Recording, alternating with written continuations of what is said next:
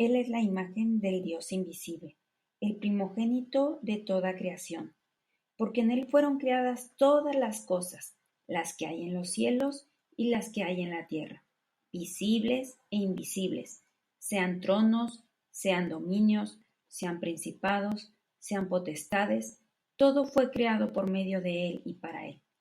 Y Él es antes de todas las cosas, y todas las cosas en Él subsisten. Y Él es la cabeza del cuerpo, que es la iglesia, el que es el principio, el primogénito de entre los muertos, para que en todo tenga la preeminencia, por cuanto agradó al Padre que en Él habitase toda plenitud, y por medio de Él reconciliar consigo todas las cosas, así las que están en la tierra como las que están en los cielos, haciendo la paz mediante la sangre de su cruz. Y vosotros, que eras en otro tiempo extraños y enemigos en vuestra mente, haciendo malas obras, ahora os ha reconciliado en su cuerpo de carne, por medio de la muerte, para presentarnos santos y sin mancha e irreprensibles delante de Él. Si en verdad permanecéis fundados y firmes en la fe, y sin moveros de la esperanza del Evangelio que habéis oído, el cual se predica en toda la creación que está debajo del cielo, del cual yo, Pablo, fui hecho ministro. Bueno, hola a todos los oyentes. Pues aquí estamos para estudiar este pasaje precioso que encontramos en Colosenses, el primer capítulo de la carta a los Colosenses en los versículos 15 al 23. Y qué hermosa porción acabamos de leer. Recuerdan que ya comentamos que Pablo escribió esta carta cuando escuchó de Epafras, que era el pastor de esta iglesia, el fundador de esta iglesia en Colosas, le contó lo que la iglesia estaba viviendo. Cuando Pablo escuchó las noticias de Epafras, no dudó en escribir y recordar a los colosenses que en Cristo estamos completos, no hay que añadir nada más. Que estaban llegando a Colosas unos falsos maestros, se estaban levantando ahí en Colosas, que querían añadir algo más al Evangelio y estaban creando pues confusión entre los hermanos, porque ahora estos falsos maestros traían enseñanzas que no estaban fundamentadas ni en los escritos del Antiguo Testamento, ni en los evangelios, ni ahora en las cartas que Pablo estaba dirigiendo a las iglesias. Así que Pablo, preocupado por esta situación, no dudó en escribir a los colosenses lo que acabamos de leer. Y bueno, un poquito, déjenme recordarles que él afirma que Cristo es Dios y nosotros creemos en un Dios trino, Dios Padre, Hijo y Espíritu Santo. Por lo tanto, creemos que Cristo es Dios, que es la imagen del Dios invisible. Así lo declara Pablo, que Cristo es la imagen del Dios invisible. Y afirma también que Cristo es el primogénito de toda la creación. O sea, es el primero de toda la creación. ¿Por qué dice esto? Bueno, pues él lo explica en el versículo 16. ¿Por qué es que dice que es el primogénito? Porque en él fueron creadas todas las cosas.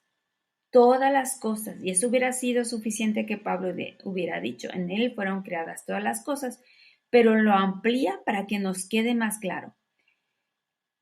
En él fueron creadas todas las cosas, tanto en los cielos como en la tierra. O sea, todo lo que hay en el cielo, todo lo que hay en la tierra, fueron creadas todas las cosas en Cristo. También las cosas visibles y las cosas invisibles. Y aquí pues afirma, ¿no? Los seres espirituales que no podemos ver ni tocar y las cosas que podemos ver y tocar, eso también fueron creadas por Dios. y por Cristo, que es el primogénito. Y también los tronos y los dominios fueron creados y también los poderes o autoridades. Él está ampliando cuando dice todas las cosas fueron creadas por él. Y quizás nos preguntamos, ¿cuáles cosas? Pues esto que acabamos de decir, ¿no? Cielos, tierra, visibles, invisibles, tronos, dominios, poderes y autoridades, todo fue creado por él. Y termina diciendo, todo ha sido creado por medio de él y para él. Termina el versículo 16. Entonces, el resultado de que Cristo es el creador, Él es antes de todas las cosas. O sea, esto nos hace entender que Él estaba antes que todas las cosas, que estaba desde el principio. Él no es un ser que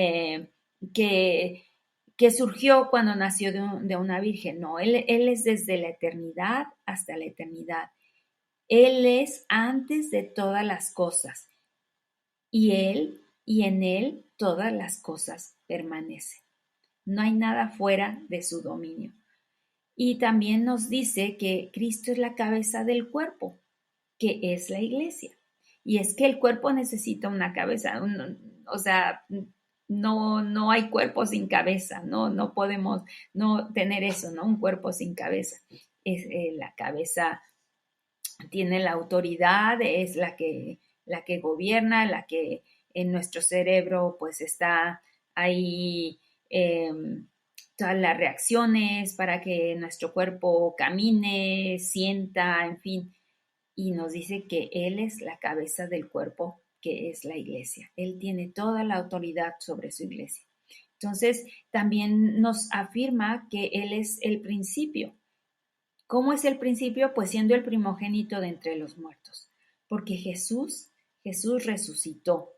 Y esa es la característica más única del cristianismo, ¿no? Porque todas las religiones tienen a sus fundadores en tumbas, pero la tumba de Cristo está vacía. Y en eso nos gozamos, porque Cristo resucitó. Es verdad, nació de una virgen, vivió una vida sin cometer pecado, murió por nosotros, pero la realidad es que también resucitó y ascendió a los cielos y Él vive y vive por la eternidad y Él es el primogénito de entre los muertos, a fin de que Él tenga en todo la primacía, o sea, Él es el primero de todos, porque así le agradó al Padre, así le agradó al Padre, era la única manera en que podíamos ser salvos y en su Hijo, Él dice que habitó toda la plenitud y toda la plenitud es todo lo que Dios es, o sea, Cristo era Dios, como estudiamos ya en Filipenses, Él no estimó al ser igual a Dios como que aferrarse, sino que se despojó, se humilló y tomó forma de siervo. Y entonces, por medio de él, por su obra, por su sangre derramada en la cruz, por el sacrificio que él hizo, todas las cosas son reconciliadas con Dios a través de él. No hay reconciliación con Dios de ninguna otra manera. Hay un solo camino. Jesús dijo, yo soy el camino, la verdad y la vida. Y nadie va al Padre si no es por mí. Entonces, en Cristo podemos reconciliarnos con Dios. Y además dice todas las cosas. Por medio de Él, reconciliar todas las cosas consigo mismo. ¿Cómo lo hizo? Pues habiendo hecho la paz por medio de la sangre de su cruz y por medio únicamente de Él. No hay otra manera en que podamos ser salvos, ni nuestras mejores obras, ni lo que pudiéramos hacer, nada, o sea, no hay nada. Cristo pagó el precio por nuestros pecados. Cristo derramó su sangre y esa sangre preciosa que nos limpia de todo pecado. No hay otra forma de ser salvos. No hay um, no hay otro camino, solo por la sangre de Cristo. Y es hermoso este pasaje, les está diciendo, muy bien, tienen fe, esperanza y amor. Muy bien que estáis creciendo, pero que no se os olvide Es que si llega alguien a decirles, mira, está bien el evangelio, pero estaría bien añadir esta otra enseñanza o hacer esto. No, no, no. En Cristo tenemos la salvación y no necesitamos añadir nada. Simplemente, ¿cómo podemos ser salvos? Pues una vez que escuchamos el mensaje de salvación, nos arrepentimos de nuestros pecados porque nos causa dolor haber ofendido a Dios.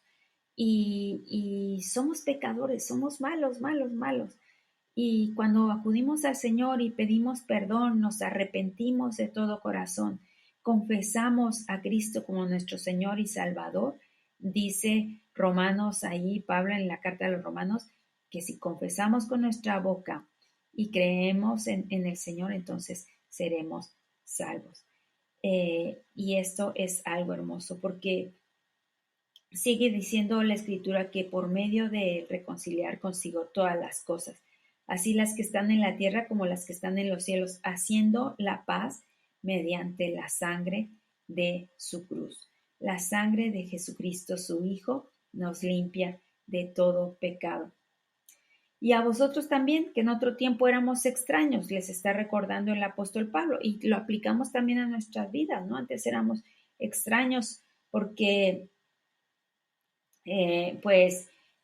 éramos enemigos en nuestra mente, haciendo malas obras. Ahora os ha reconciliado. Y esa era la vida antigua nuestra y de los colosenses. Éramos extraños, no teníamos esa relación con Dios.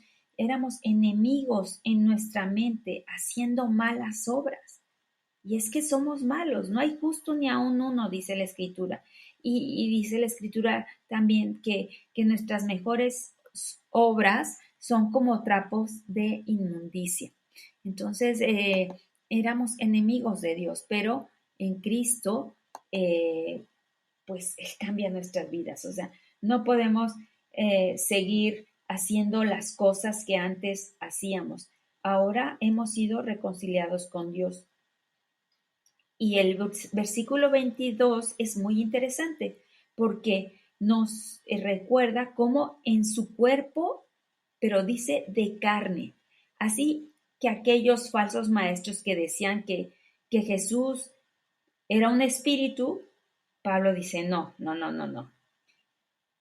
Nos ha reconciliado en su cuerpo de carne. Era 100% Dios, pero también era 100% hombre y sufrió y le dolió que le pusieran la corona de espinas y le dolió que le traspasaran sus manos y sus pies con clavos y le dolió que lo azotaran y le dolió que sus amigos le dejaran. Claro que le dolió, pero por medio de ese sacrificio, por medio de su muerte, podemos presentarnos santos y sin mancha e irreprensibles delante de Él. Su sangre preciosa es lo único que nos puede limpiar de todo pecado.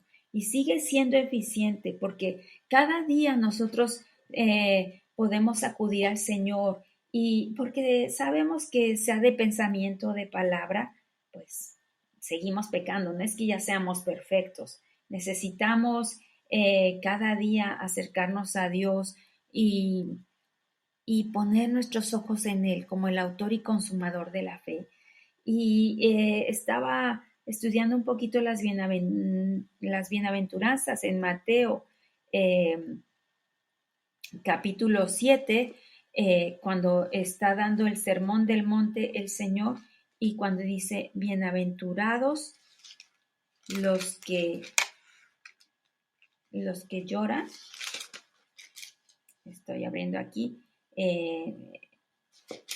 Mateo capítulo 5, cuando dice, bienaventurados los pobres en espíritu, los pobres en espíritu. Cuando reconocemos nuestra pobreza espiritual, cuando vamos y clamamos al Señor de rodillas y le decimos, Señor, he pecado, pero perdóname, Señor. Y cada día el Señor tiene nuevas misericordias para nosotros. Dice la Escritura que su misericordia es nueva cada mañana.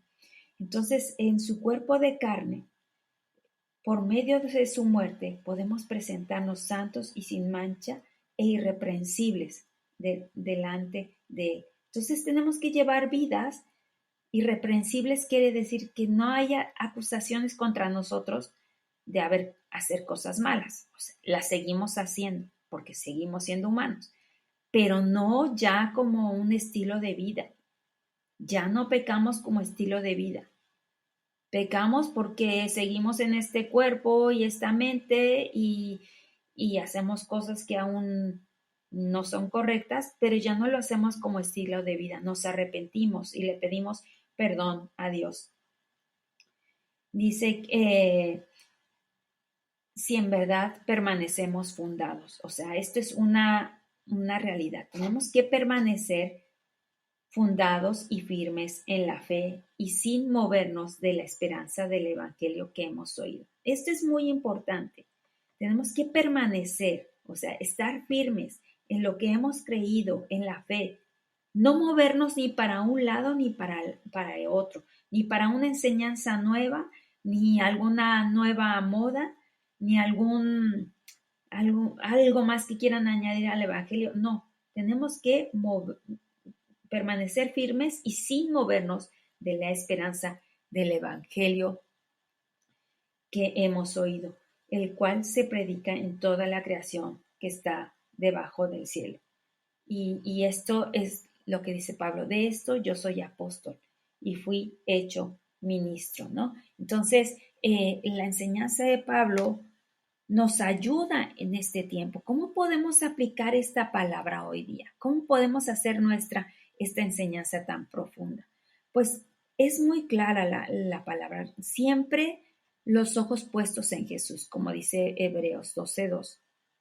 Él es el fundamento. En Él hay salvación. Es el único camino para acercarnos a Dios. Tenemos que vivir una vida como Dios quiere. ¿Y cómo quiere Dios que vivamos esta vida? Pues lo encontramos en la Escritura. Por eso yo te animo a que sigas estudiando. No pares de estudiar. Sigue aprendiendo los principios básicos de la fe que estén en la Escritura. Todo aquello que venga de fuera, que no esté en la Escritura, pues yo te animo a que no lo consideres como palabra de Dios, pero sí todo aquello que está en la Escritura. Toda enseñanza que esté fundamentada en la Escritura, pon atención y llévala a la práctica. Entonces, mantengámonos firmes, sin movernos de la fe en Cristo Jesús. No hay que añadir nada más a lo que ya está escrito. Así que si nos mantenemos así firmes, nos vamos a ser preservados, nos vamos a poder mantener en las enseñanzas de nuestro Señor Jesucristo y a crecer también en santidad. Así que, pues, muchos saludos y muchas bendiciones para vosotras.